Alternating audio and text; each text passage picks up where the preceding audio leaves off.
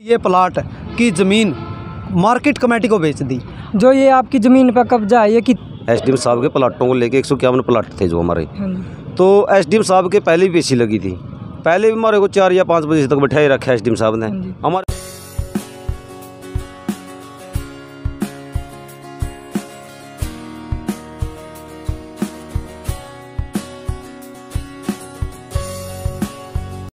नमस्कार दोस्तों, आप देख रहे हैं बहुजन क्रांति न्यूज़ इंडिया।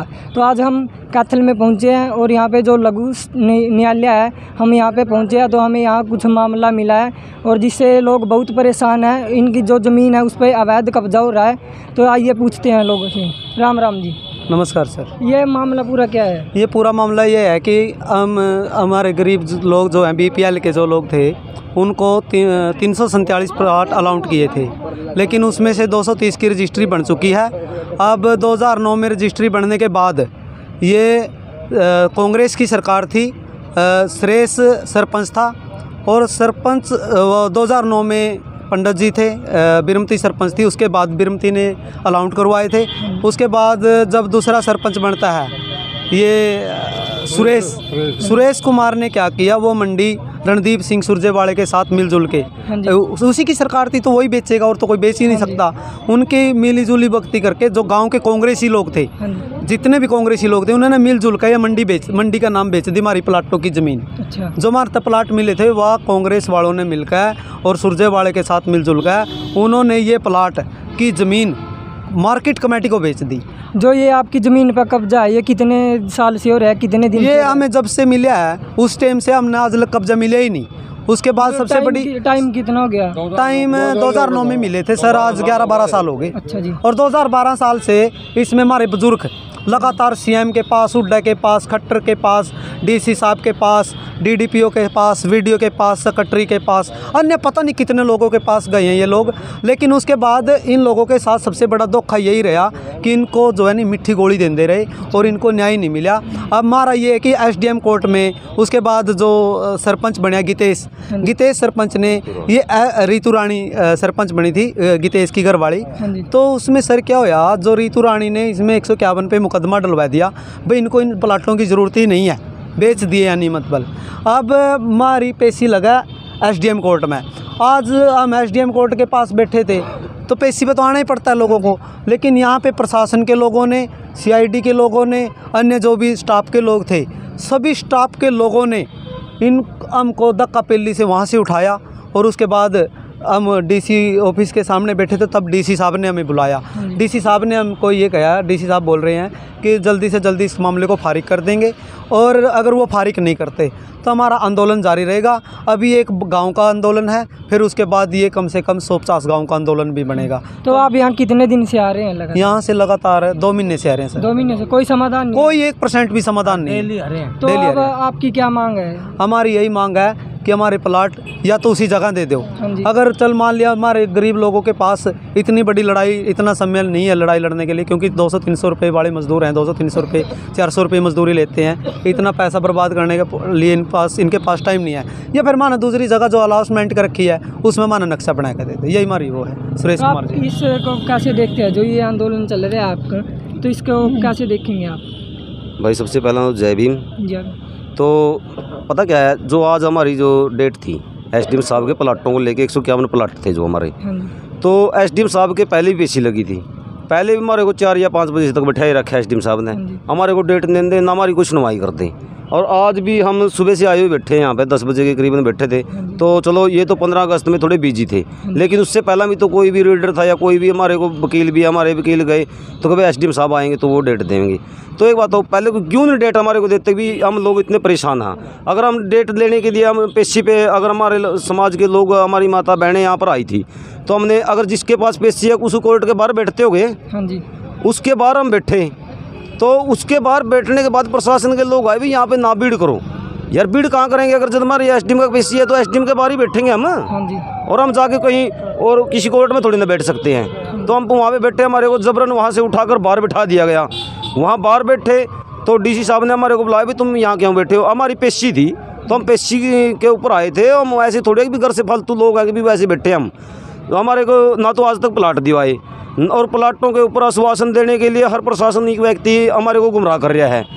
चाहे उसमें DDPO आ गया, VDO आ गया, तहसीलदार आ गया, चाहे कोई भी आ गया। उसमें एक बार तहसीलदार साहब ने हमारे को नक्शा बना के दिया, भाई यहाँ पे तुम्हारे प्लाट हैं, लेकिन वहाँ भी हमारे प्लाट पूरे नहीं हैं। वो सिर्फ एक पंचायती तौर पे वो छोड़ी हुई ज़मीन है, पंचायत ने छोड़ दी थी, कमेटी की ज़मीन में 6 किले, उसके ऊपर भी अवैध कब्जे हो रहे हैं। हमने कई बार एप्लीकेशन उनको लगा दी, आज भी हमने DDPO साहब को भी एप्लीकेशन दी है, लिखित रूप में दी है, और उपायुक्त साहब को, DC साहब को भी दी है हमने, कि उन अवैध कब्जे को है जो छुटवाया जाए। मतलब जो अवैध कब्जा है वो गांव के लोग ही कर रहे हैं या फिर कोई गांव के लोग ही कर रहे हैं, और जो मार्केट कमेटी की ज़मीन जो बोली पे जाती है उसमें से भी कई किले उन लोगों ने दबाए रखे हैं। अच्छा। हमारी प्रशासन से एक ही रिक्वेस्ट कहेंगे मीडिया के माध्यम से कि उनको 1 या 2 दिन के अंदर 15 अगस्त के बाद कह रहे हैं भी इसको हटाने का काम करेंगे, तो हम ये जल्दी जल्दी उठाएं, बना एक कैथल के अंदर जितने प्लाट वाले लोग रह रहे हैं बकाया, जिन गाँव को प्लाट नहीं आवंटित किए हुए आज तक, हम सभी गाँव के अंदर जाके एक जनसमूह को इकट्ठा करके यहाँ पे बहुत बड़ा आंदोलन करने की हमारी तैयारी है। DC साहब ने पहले हमारे को 17 तारीख पे हम आए थे, तो 17 तारीख को हमारे को एक आश्वासन दिया था कि 1 महीने के अंदर आपको पूरे कैथल में कुछ पहले 40+ कुछ गाँव पेंडिंग है जिसमें प्लाट नहीं मिले अभी तक, तो सभी को हम 1 महीने के अंदर अंदर पहले प्लाट दे देंगे। लेकिन अभी तक मेरे हिसाब से तो ये 0 ही लग रहा है काम, जो अभी तक इसके ऊपर कोई गंभीरता से कोई एक्शन नहीं लिया गया है प्लाटों के प्रति। अगर ये 17 तारीख के बाद भी अगर ये प्लाट नहीं कटे, या हम 2-4 दिन और देखेंगे, नहीं तो पूरे गांव के अंदर हम एक मैसेज पहुंचाएंगे, जितने गांव में नहीं प्लाट मिले तो पूरा एक बहुत बड़ा उग्र आंदोलन होगा इस कैथल की धरती पे, और इसका जिम्मेवार प्रशासन और सरकार होगी। इसमें ये लोग कोई जिम्मेवार नहीं होंगे जिनको आज तक ये हक नहीं मिला। तो जो गांव का सरपंच है उसका इस मामले में क्या कहना है? सरपंच VDO सुरजाला तो भाई ने बेचने में है भाई साहब। अच्छा, सरपंच भी साथ में? हाँ, सरपंच VDO सुरजाला अच्छा जी। ये प्लाट में गए थे। तो फिर आपने सरपंच के खिलाफ भी कुछ कार्रवाई की? क्या कार्रवाई करें सरपंच के खिलाफ? सरपंच तो एक नकली आदमी था, एक नंबर का। जो आप इकट्ठे हो गए सरपंच के पास तो बोलना चाहिए था आपको। मैंने तो बहुत बोल लिया, सरपंच भी सरपंच तो नहीं गया, कुछ नहीं था, और नहीं गया, और VDO भी नहीं गवा था मेरे भाई। आज भी वो हाँ, मैं तो एक साइड थोड़ी ही 2 लाइन बोल दी उनके बारे में, बोल दूँ। कई मजदूर गरीबा काया हक बेच के खारे रे, आँख दिखावे मारने आवे हमने बेवकूफ़ बता रे, आँख दिखावे मारने आवे हमने बेवकूफ़ बता रे। तो आपने इन 2 लाइनों के माध्यम से सुना कि इनकी जो ज़मीन है वो उस पर किस प्रकार से अवैध कब्जा हो रहा है। तो आइए हम आंटी जी से भी बात करें। राम राम आंटी। राम राम। तो आप इसके बारे में क्या कहना चाहते हैं? हम तो बेटा हम अपना हक लेना चाहवा। क्या कहा आपका? हमारे जो प्लाट कट रहे हैं 100 गज के, हाँ जी। हम वही लेना चाहवे। हम ना किसी के साथ लड़ाई करते, ना किसी के साथ बढ़ाई तो करते। अब आप वहाँ बैठे थे तो प्रशासन ने क्या किया आपके साथ? प्रशासन ने कुछ नहीं किया अब लग, कुछ बोल ना किसी ने कुछ नहीं कहा हमारे अब लग, ना हमारी पेशी बुक थी अब लग, अच्छा। ना हमारा कुछ हो कर। हम बैठ बुठ के हम अपना रो पिट के चाल पड़े यहाँ तक। आप इसको कैसे देखते हैं? हाँ माँ प्लाटा के मारे बैठे हैं भाई। अच्छा। हाँ, हमारे प्लाट नहीं मिले, हमारे प्लाट मिल जाओ हम नहीं बैठे थे। तो आपको क्या लगता है प्रशासन आपकी सुनेगा? कौन देखो भी सुनेंगे जे बैठे यहाँ में। अब तक नहीं सुनी। हाँ, अब तो ही नहीं सुनी। हाँ, कोई सुनाई नहीं भाई। अच्छा, सुनवाई नहीं हुई अभी तक? हाँ, अब सुनेंगे जे मारा काम बनागा फिर थारा भला होगा। हाले मारा भाई कोई सुनाई नहीं, हमने तो 2 महीने हो गए फिर रोंदे कर्मा।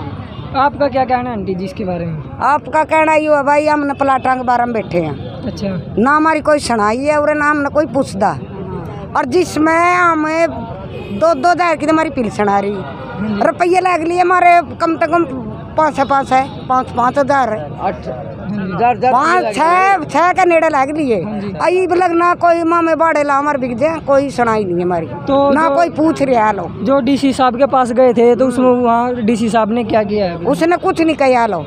अच्छा। वह तो झूठे बका रहे हमने, जब साफ झूठे बका रहे। बन जाएगा ताई, बन जाएगा भाई, यह काम और कोई काम नहीं है। तो आपने यहाँ लोगों की समस्या सुनी, तो हमारे साथ देखते रहिए बहुजन क्रांति न्यूज़ इंडिया।